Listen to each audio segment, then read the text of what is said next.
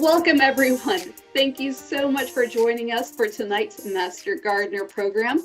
We are joined today by Jan Ignash, who is a volunteer with the Master Gardener program, and she's going to help us learn all about growing veggies and herbs.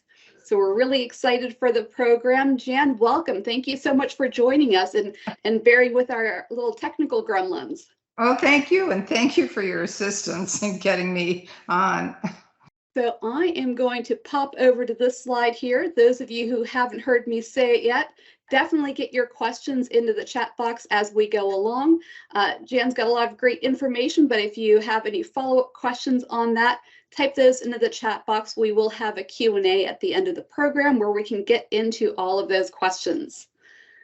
All right, with that, administrative stuff out of the way, Jan, I'm gonna let you start talking a little bit about yourself in the program while I get your slides up for the folks to see. Okay, great. I've been a Master Gardener volunteer since 2019, and one of the first things I did when I retired was move back to the Tampa area and put in a veggie garden. So it's really a joy to be able to talk to you about how we're using our pretty much suburban landscape. We're on sensitive wetlands, and so I've been mindful of that while we're trying to grow veggies and herbs and eat healthy and cut down on our food costs. So just bear with us. We are still loading that PowerPoint up with our Plan B in the background. Jan, if you want to get started with some of that information, and we will get those slides up and running as soon as we can. Okay, good. Because the first, most of the slides that you're going to see tonight are from my garden or from my kitchen. So I hope you enjoy this webinar. I have two major goals for tonight. If you're not growing veggies and herbs already, I'd like you to grow some. And if you're already growing them, maybe I can entice you to try some different varieties or maybe even grow them in a new way. That photo on the left that was just up is my 1,000 square foot. It's part of my 1,000 square foot veggie garden. And I have something planted in that almost year round. The photo on the right is an earth box that I just put outside my veggie garden with protective chicken wire cage around it to keep the rabbits and squirrels away.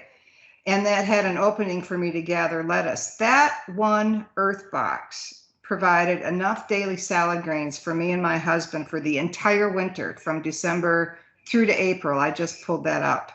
Wow. So you don't really need a lot of space to grow what you need.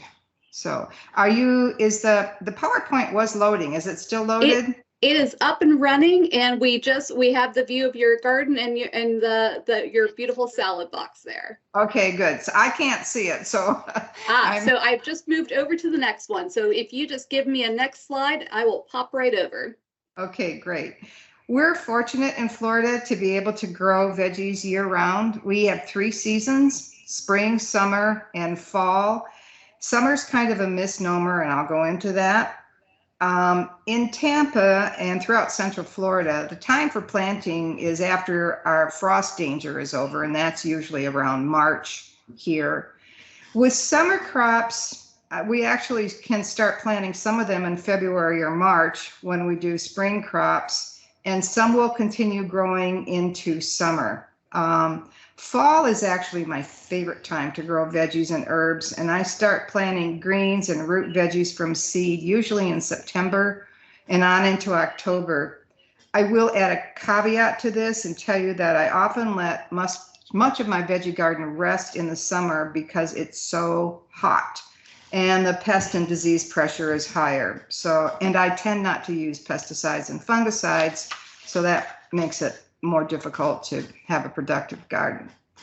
Okay, next, it pays to plan. I have just a handful of slides on the basics that we'll cover now. There is great information online at IFAS, Hillsborough County Extension, and we'll view that in a bit. For now, I'd like to mention that it really pays to think about where, when, and what you want to grow. Soil, light, and water are considerations, knowing what veggies grow well and which ones won't in Florida during our seasons. And then what to plant really depends on you, your space and your personal preference, and your learning curve. One year I planted a whole row of purple kohlrabi because I thought it was such a cool plant. And then my husband and I ended up eating 2 or 3 of them, and the rest ended up in the composter. So that was my learning. No. Okay, next. This is the plan for my garden, and I'm kind of geeky about it, so I'll go through some of the thinking. If it follows the fertilizer label, if you look at the fertilizer label, you'll see 3 numbers on them, N, P, and K. These are the major nutrients that plants need. N stands for nitrogen, P for phosphorus, and K for potassium. N is important for leaves, P is important for roots, and K is important for plant cell walls and overall plant health. I'm doing a great disservice, but that's the Cliff Notes version. In my garden plan, I divided it into 4 quarters. And if you'll look into the bottom right quarter, you'll see legumes. Those are peas and beans mostly in my garden, and those add nitrogen to the soil. And if you look up above it in the top right quadrant where it says bed 4, those are leafy vegetables. And what I do is I follow, when I rotate the garden, I follow the legume space with the leafy veggie space, because leafy veggies use nitrogen and legumes add it. So my garden is designed in a way that's kind of based on the nutrients and also to rotate them. It's really important to not plant the same thing in the same space season after season, because you're just inviting a pest parade and diseases. Okay, next. So plant where? We had a side yard that was not being used. It was weedy. It had bahia grass. So we covered it with cardboard, put compost on top, and then covered that, which you don't see in this photo, with wood chips. And our Florida weather killed the grass and weeds and created a beautiful gardening space for us the next fall. So that's my main plot. But as you saw earlier, I also use earth boxes for targeted veggies. Next. Most important, I think, that I do is test my soil. Veggies can grow in soil that's got quite a range. If your soil is between 5.5 and 7.0 pH, there's probably no need to adjust it. My veggie garden has been around 6.7 or 6.8 up until recently and has been very productive. So before you plant anything, I highly recommend that you test your soil. IFAS County, Hillsborough County Extension does soil testing for about $3 a sample, and the links on this slide will take you to that web page to gather a soil sample, and it also gives you the form you need to fill out. I do soils testing there at least once a month, and it's really helpful to folks to know what the soil is before they start planting things.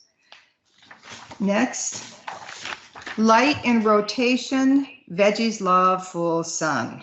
And I know some of you who have shady gardens might be not super happy about that. 6 hours or more of sunlight a day is helpful, but don't forget, you can grow veggies and herbs in containers and move them around to sunnier spots. Herbs can be more tender, and I found that I need to provide some afternoon shade for many of my herbs during our summers. So I will literally dig them up, put the shovel in far below the roots and move them to another part of my yard where it gets afternoon sun.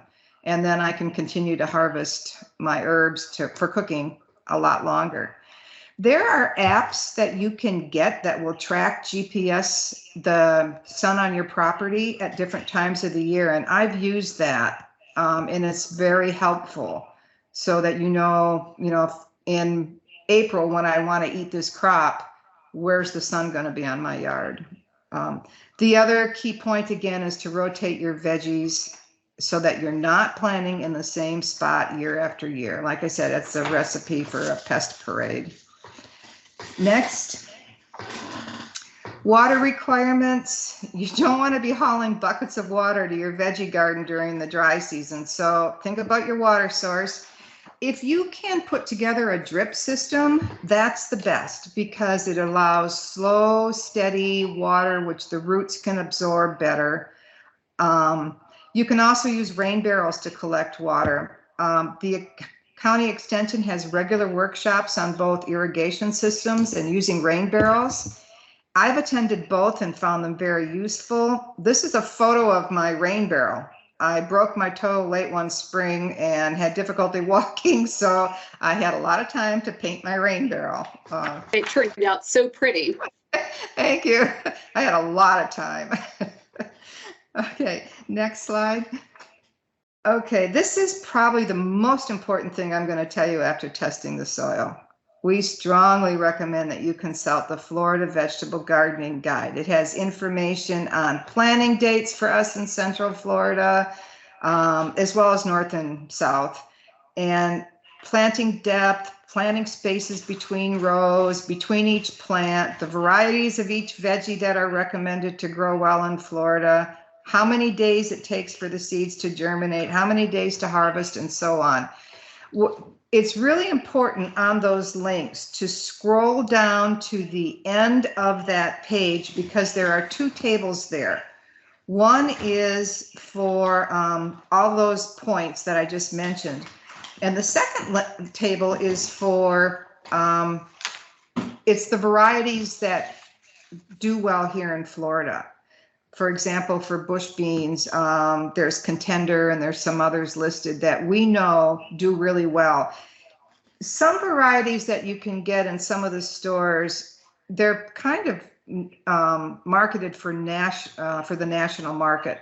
So they might do well in Iowa or Oregon, but they don't necessarily do that well here because we've got really different conditions, muggy summers, heat, rain. So it's really important to look at that table too and find out which vegetables do well up here in Florida.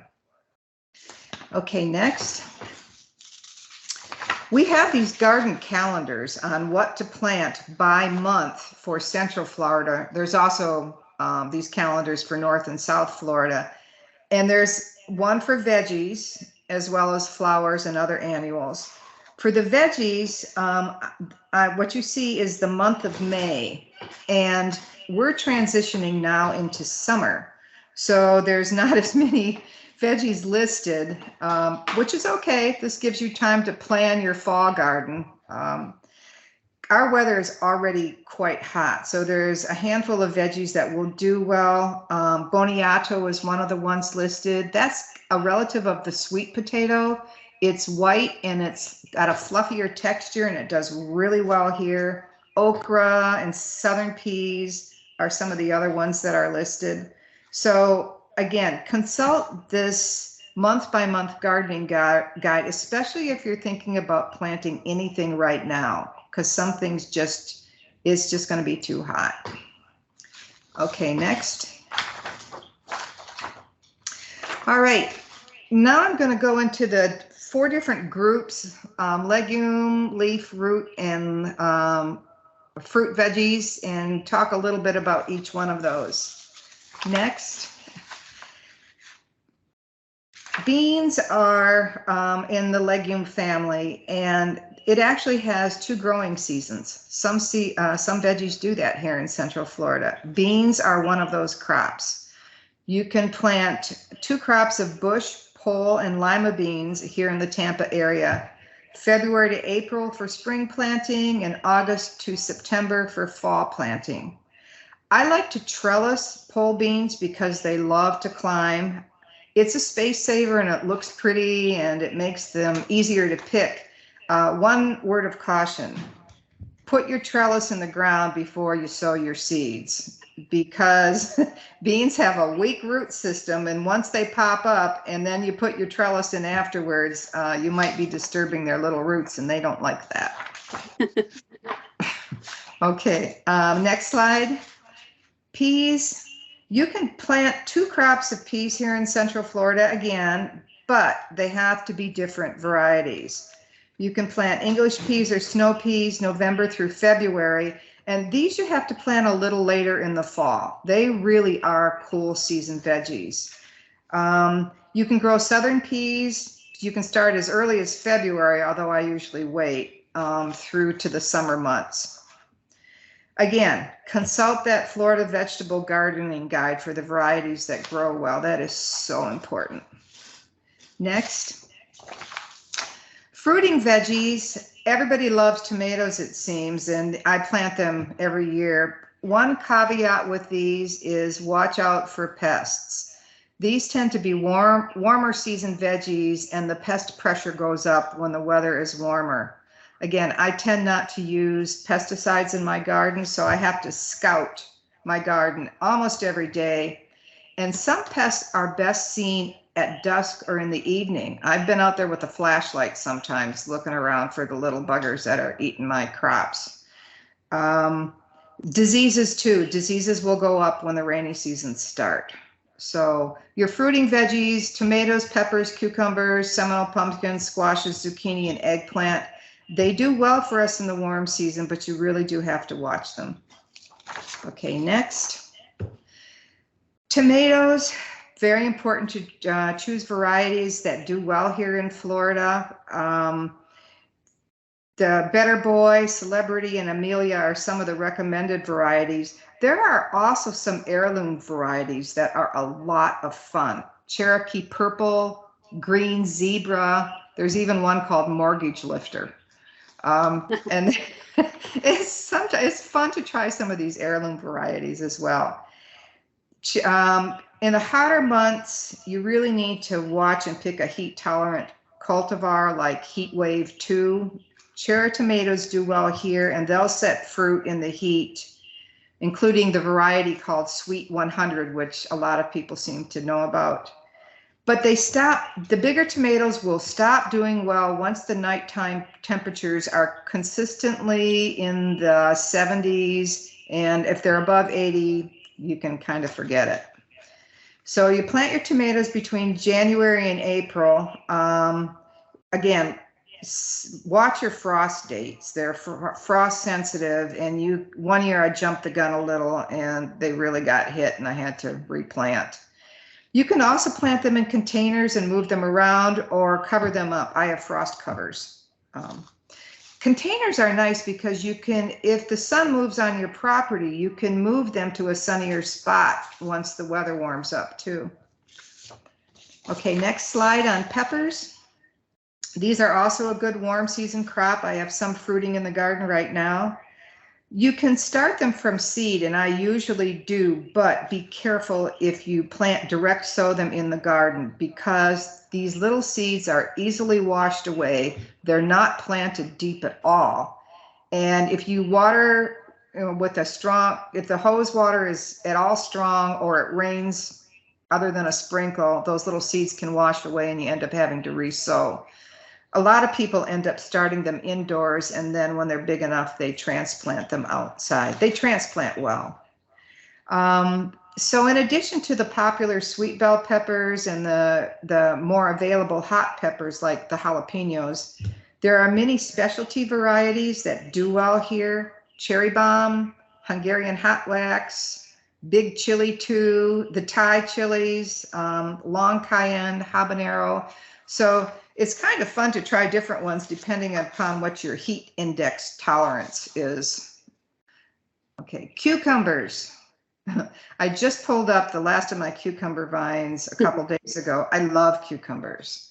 I've just 6 seeds this year I planted, which I partially trellised, and that provided me with buckets of cucumbers.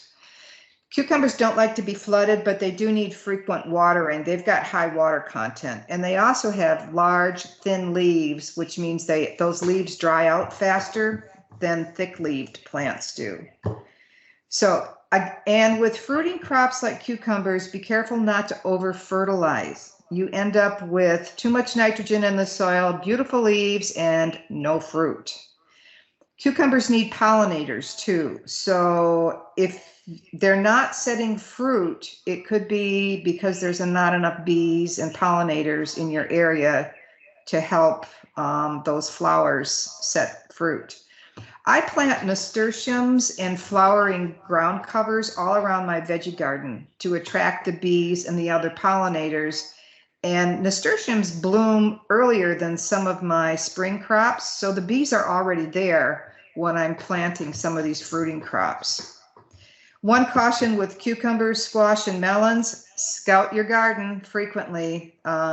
Caterpillars species like to hang out on the new leaves. There's a picture there on the lower right of a pickleworm that managed to burrow through one of my cucumbers, actually several of them. Oh, And no. then, yeah, they're not really edible when they do that. And then on the other side is downy mildew, those sort of orangey spots on that. If I have a cucumber vine that's showing downy mildew, I just go pull it. There are sprays that you can use, but I simply pull it because I don't want it spreading to the rest of my garden. Usually that's later in the season though, so I've already got produce. Next slide. What to do with all that produce?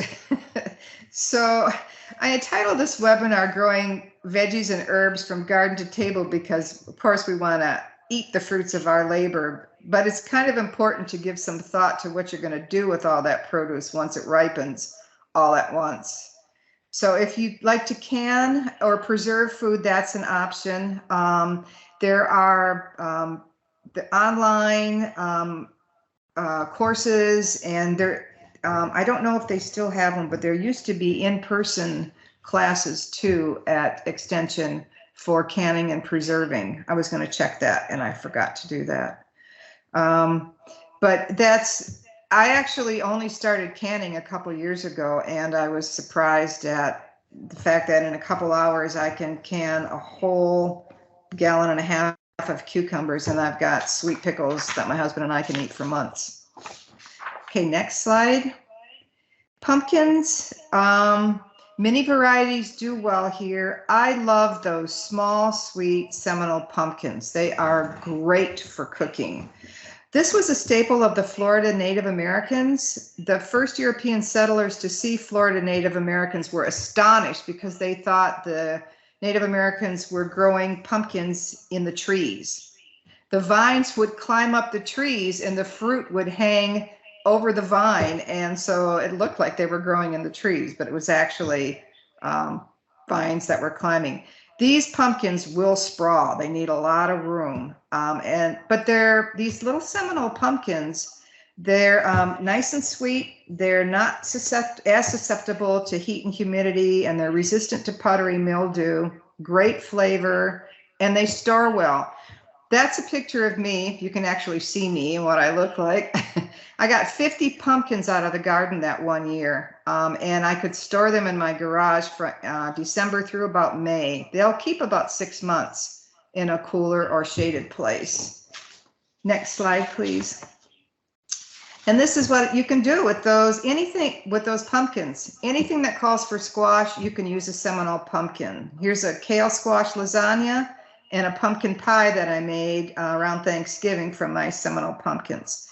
One note, these little pumpkins have a tough outer skin. That's why they're so more resistant to diseases and heat, humidity.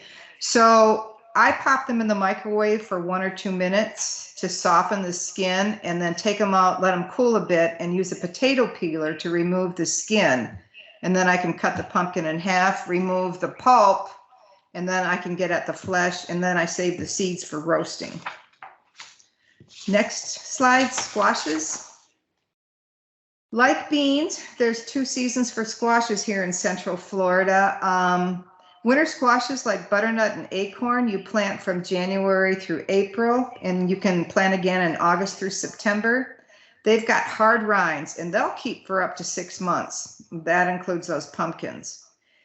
They won't survive a freeze usually, so keep in mind your frost date when you plant. Summer squashes like zucchini and my personal favorite patty pan, which kind of looks like a flying saucer, don't really do well in our Florida summers. They're called summer squash, but they don't do really well in our summers because of the high heat and the rains. They're called summer squash because that's when folks up north grow them. So we grow them here from February to May and then again in August and September. These have thinner rinds, so they don't stay fresh as long, and you need to eat them shortly after harvesting. That's zucchini, yellow and crookneck squash in the patty pan. Next, here's a photo of a salad I had just a couple weeks ago mostly from my garden. Zucchini, dill, mint, and cilantro. The cilantro is bolted now. I added a little chickpeas for protein and then some tahini in the middle, and I think there's a little feta cheese in there. I like it when I know that half of my food or more came right from the garden that very day. I know I'm getting good nutrition. Next, root veggies. I use a lot of root veggies in cooking, so I grow a lot of these. Root veggies cannot take our summer heat, so these are mostly fall, winter veggies. Beets, carrots, onions, shallots, radishes, and turnips. Potatoes as well. I have not had as much luck here growing potatoes or beets, and it may be that the pH in my soil is too high. I had better luck in Tallahassee in North Florida when we lived there.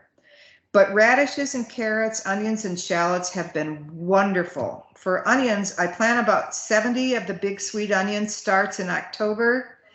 And then I do succession planting with carrots and radishes. I start in October, sowing seeds directly in the ground. Then I wait about 2 weeks and then I sow more seeds. And then as I harvest, I sow seeds to take their place, and that way I've got carrots and radishes maturing at different times rather than all at once.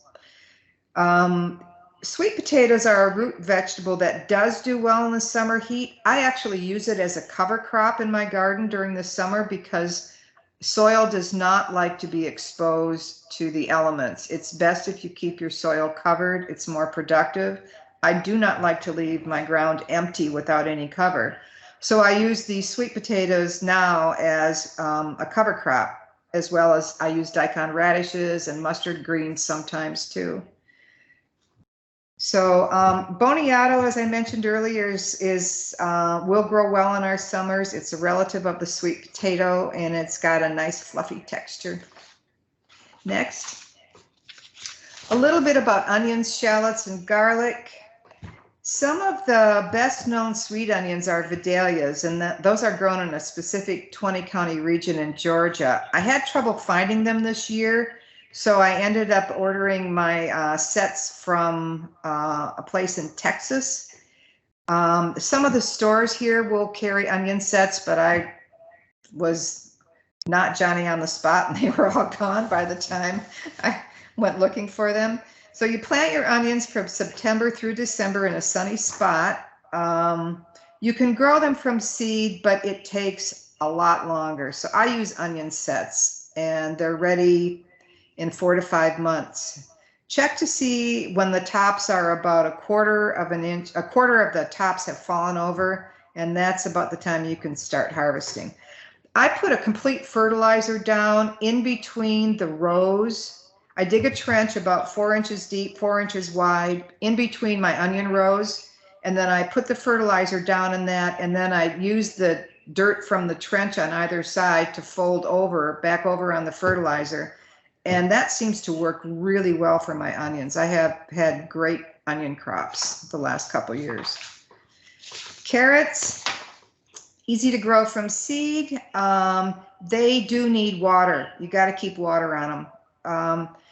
Before you plant your carrot seeds, you might want to check and remove anything that might disturb their roots, like stones or rocks.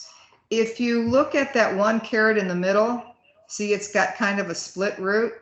That was probably working around a stone or a rock or an embedded brick in the garden.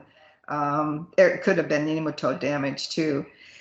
I plant multiple kinds, short, thick chantenay carrots, mid-sized Nantes carrots, but what's really fun are those rainbow carrots, purple and red and white. You can see a white one in there. So next slide, please. Radishes, super easy to grow from seed. I've not recommended that you try to transplant them. You eat the root, and that's what you don't want to disturb. So you can eat the young radish greens too. They're a bit peppery. I plant a row in October, as I said, and then I succession sow. One thing you might try is Japanese daikon radishes. They do really well here. I've used them as a cover crop. They're fun to plant. They can be really long, about 20 inches. So a couple of them in an Asian dish does pretty nicely. The radishes I plant are usually champion, cherry bell, icicle. I plant lots of different kinds because I like them. Next, this is a photo of sheet pan veggies that my husband and I eat once or twice a week, usually in the fall and winter. It's just root veggies with a little olive oil and herbs, a little sea salt, and we use this as our side dish. Next. That's making me hungry, Jan. No, I haven't eaten dinner yet. Leafy veggies. Greens are generally cool season veggies. You plant them September through March. This is spinach, collards, kale, mustard, turnip greens. Collards is actually, you're supposed to be able to grow them year round, but I've had a lot of trouble with pests when I try to grow them in the summer. And I don't like to garden so much in the summer anyway because it's so hot. So I pull my plants, but if you scout for pests, you can grow them year round. Some greens like kale can survive light frosts. You can always use ground covers too. If the weather's warming up in the spring, it's probably too late to plant these cool season crops. So it's too late for arugula and the lettuces. But you haven't missed your chance for some greens. You can plant Malabar and New Zealand spinach. Those will grow in our summers. How to cook them is a little different. They can take a couple of rinses. So you want to double check online to make sure you know how to cook them properly. Next, please. Broccoli. This is another cool season crop. It's part of the cruciferous family of veggies, which includes broccoli, cabbage, cauliflower, kohlrabi, Brussels sprouts. I grow broccoli and kohlrabi every year because we like it so much. And I've had really good luck growing Waltham 29 variety. I still have it in the garden. It's flowering and I leave it there for the pollinators, but it's still sending out little side shoots. If you look at this picture, those are kind of bigger heads of broccoli. I cut those out before they get really big, those heads in the middle. And when you do that, you force the plant to kind of think differently, and it sends out tender little side shoots of broccoli that are great for stir fries later on. Next. I just want to mention real quickly, consider some different kinds of greens. I planted mustard greens one year as a cover crop for part of my garden. And then I found this recipe for this Thai mustard green casserole and coconut milk with some grains, and it was amazing. So some of the different kinds of greens end up being multi-purpose. Herbs, and the next slide. Lots of different herbs you can grow. I'm going to mention them briefly. I tuck herbs in everywhere, all over my garden. If I've got space, I tuck them in. Basil, cilantro, which is also coriander if you let it go to seed, dill, marjoram, mint, oregano, parsley, rosemary, sage, tarragon. Tons of herbs we can grow here. And what's nice is it's not just the fresh herbs. What you see lined up is I dry herbs, especially if it's going to be really hot and I think the crop is going to suffer for it. The basil, you see there's native basil in those jars, and sage, oregano, turmeric, bay leaves. I've got a couple of little bay leaf shrubs. One caution, mint is a garden thug. If you put it in the ground, you need to watch it because it will take over everything. A lot of people put it in a container. I've got it in the ground because I use it in tabbouleh and lemon water and other dishes, but twice a year I have to go in there and shovel prune a bunch of it. Okay, next, turmeric. I just wanted to show you this. Turmeric is a root veggie. Everybody thinks of it as a spice, but you can use fresh turmeric in Asian cooking or all kinds of cooking. So this is what it looks like when you harvest it from the ground. The leaves die totally back, and so it's all brown. It doesn't look great. That's when you harvest it. You peel it like you would ginger, slice it thin. I put it in my dehydrator, dry it, and then I grind it up in the spice grinder. And I've got amazing smelling turmeric to use in my cooking. Next, because I grow most veggies from seed, I can try new things all the time. It's only $2 or $3 a seed packet. So if it doesn't work out, I don't feel I'm out too much. That purple kohlrabi in that picture grew from a tiny seed.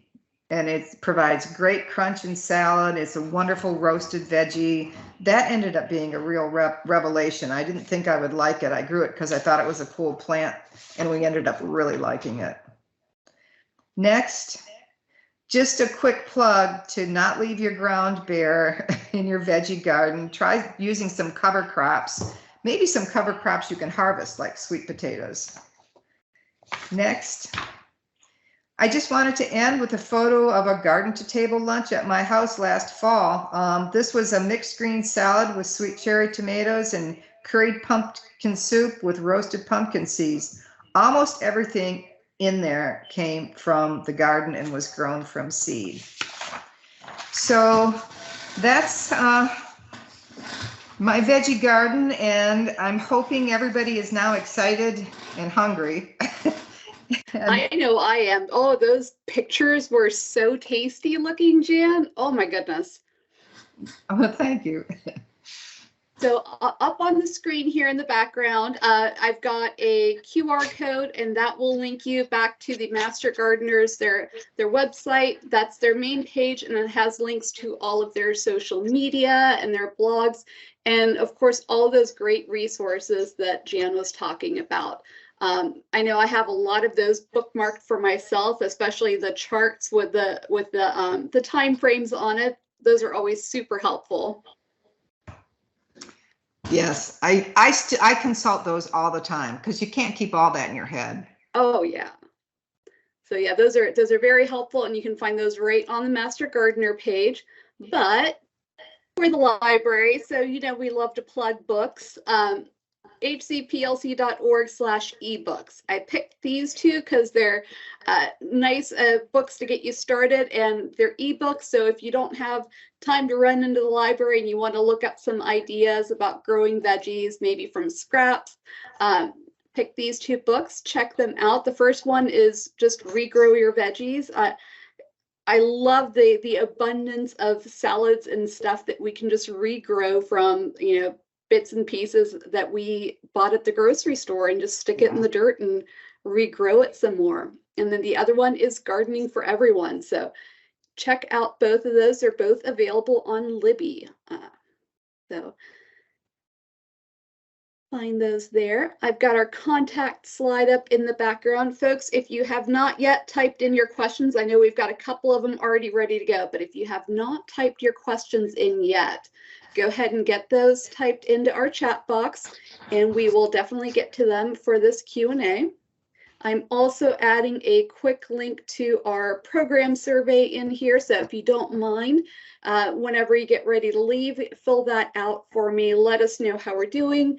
We want to make these programs to serve you, so if you let us know what you want to see in these programs, we'll be able to dial that in for you. So definitely let us know. We'd love to hear from you. So let's get to the Q&A. We had a bunch of them coming in already, so I'm going to scroll back and make sure I get them from the beginning. All right, so Jan, the first question that's come up, the folks want to know, will they be able to get a copy of this presentation or the handout? Absolutely. I can, if you contact me, I'm happy to send it to you directly. And I've got all my notes on it. If you use PowerPoint, I've typed in my notes in the notes slide. The notes are a lot more formal than the way I talk, but they're all there. So you're more than welcome to it. Or can they get it through you, Lisa? Absolutely. What I can do is I can put together a quick handout with all the links that Jan had in the presentation, and I can put that into a one-pager PDF for y'all, and I can send it out as a follow-up email for this program. So I can definitely get that out. All right, our next question of the day. So we had someone that mentioned regarding the pests that they use neem oil and Dawn and water to keep the bugs off. So that is definitely a great tip. We love the neem oil solution in our house as well. Right. There, I've got an insect recipe. If they start getting really persistent, I'll actually combine neem with insecticidal soap and a drop or two of Dawn. With neem oil, it's best to make sure that your water is very, very warm when you put that neem oil in and shake it up good. It's supposed to look nice and cloudy. Mm-hmm. And if you put it in cold water, it's not as effective. That's true. Next question we have here is one of our viewers mentioned that they buried potatoes in a laundry basket and grew some. They shared a picture in the chat with how those turned out. That's Love awesome. that. That's great. Someone is asking if you can recommend a good earth box or if they can make one.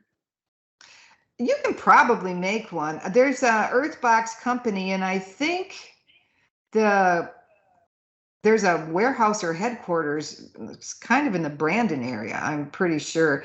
I only have the one, and I wish I had about 15. They're amazing, amazingly productive. So, and it's not that far from here. If you search online, and Lisa, you may know the address, but I thought it was in the Brandon area where there's headquarters, and you can go there and get whatever you need. That's a good local tip. All right, next question is about the critters. They're asking if you use chicken wire for everything. They have squirrels in their yard, of course, but also rabbits, raccoons, possums, and deer. Oh my. That sounds like our yard. We're on wetlands, and we're on about an acre, and I'm in North Tampa. We're in Lutz, and every critter on the planet, including some of the neighbors' doggies and kitties, come wandering over. So we do have chicken wire around our veggie garden. It does not keep everything out. And I've got a juvenile rabbit that yesterday, they're not very afraid of me, looked at me when I said, you need to leave. And he kind of dug under the fence and scooted away. So it's a constant battle. And I figure it's what my grandmother used to say, you plant one for the birds, you plant one for the, this, and then you plant, a couple for yourself. So I always plant more than I need. Some things I've given up. The deer got all of my peaches this year, all several dozen of the peaches. So I'm going to next year wrap that peach tree with cloth that lets the light in but protects them. I may end up going to covers on some veggies that have real high pressure, like my strawberries. Yeah, I've definitely started following the rule of choosing my battles on there, either planting enough that I don't mind sharing, or some crops I've just given up the fight and planted things that they don't like. Yeah, I agree. There's a lot to be said for mixing up. That the veggie garden plan that you saw that I use is pretty organized, but I've seen wonderfully productive gardens where it was all just sort of tumbling together. And what happens then, I think, is the critters have a harder time eating all of a certain crop because it's all spread out and disguised by things like rosemary and other things they don't like. So that's another way to approach it, is interplant the things you really like among some other things. And you mentioned the nasturtiums. So those of you who joined us last month when we talked about edible flowers in the garden will remember that we talked about nasturtiums there as well. Yeah. So throw some of that stuff in there, spread your stuff out. Good tips. I like it. It'll make it colorful and a little bit spicy. So our next question is, a person after my own black thumb occasionally. Which veggies are the most tolerant of neglect? I myself garden with benign neglect as well. Yeah. Arugula, if you like arugula, I think it's probably one of the easiest greens to grow. I pay no attention to it. As a matter of fact, you put in a few seeds and it's like, okay, you guys can stop producing now. Radishes are the same way. I find them really easy. Carrots are a little fussier. You got to keep the water on them. Onions, I find, do really well here too. If you do the trick with the fertilizer in between the rows or near them. A lot of your fruiting vegetables, like tomatoes, peppers, your summer ones, if you go for the hot peppers and the smaller tomatoes, like the cherry tomatoes, I think you'll have more luck than the bigger ones. And I'm thinking of beans and peas. I grow them because I like them, but they're prone to mildew and rust. So for me, the growing season on them is pretty short, and I don't grow them as much. I've had a ton of neglectful luck with okra in my garden, and I find that it has really pretty flowers as well. So they've got flowers like hibiscus. It really does. It's beautiful. Yeah, it's in the same family. And it entirely survives my neglect. So I kind of throw it out there as a surprise ornament between my ornamentals, and am always surprised when it gives me yummy okra to pluck. Yeah, that's a great one. Our next question, and I think this might be our last one coming up, is someone asked if there is a flower to plant between veggies that keeps pests away. And I suspect that there's not a one flower solution to this question. No, there's a book called Carrots Love Tomatoes, and they talk about companion planting. And you might also do an online search of companion planting. Some plants actually have a symbiotic relationship where they work together and either confuse pests, or they also do other things like help each other with nutrients, but they can confuse pests. And what happens is then you've got two plants together that are wonderfully productive. I plant rosemary by things that I really want to, get off to a good start. A lot of bugs don't like rosemary, but you got to be careful. Some plants don't like rosemary either. So there's a ton of information on companion planting. So with a little bit of sleuth work, you could put in the plants that you want to grow and then put companion plants, and you'll get some great suggestions. There are entire books out on this subject. I just linked to one really quick in our catalog, but if you're looking for that and you pull that up in the catalog, you'll be able to see others that are very similar. So the one that I put in the chat there, that is just a quick companion planting guide that I just found on Hoopla with just a real quick search. So definitely check that out in the library catalog if you're looking for some companion planting guides. All right.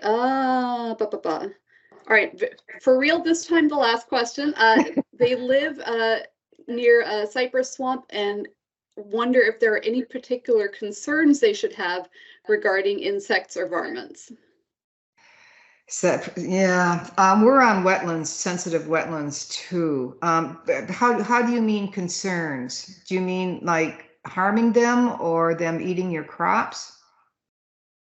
I'm not sure how to respond to that. I mean, we're really careful because I don't want to do any damage either to the wetlands or really to the critters around here.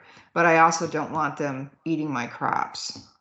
So it sounds like their questions kind of going in both directions as well. So maybe some tips on mindful use of substances.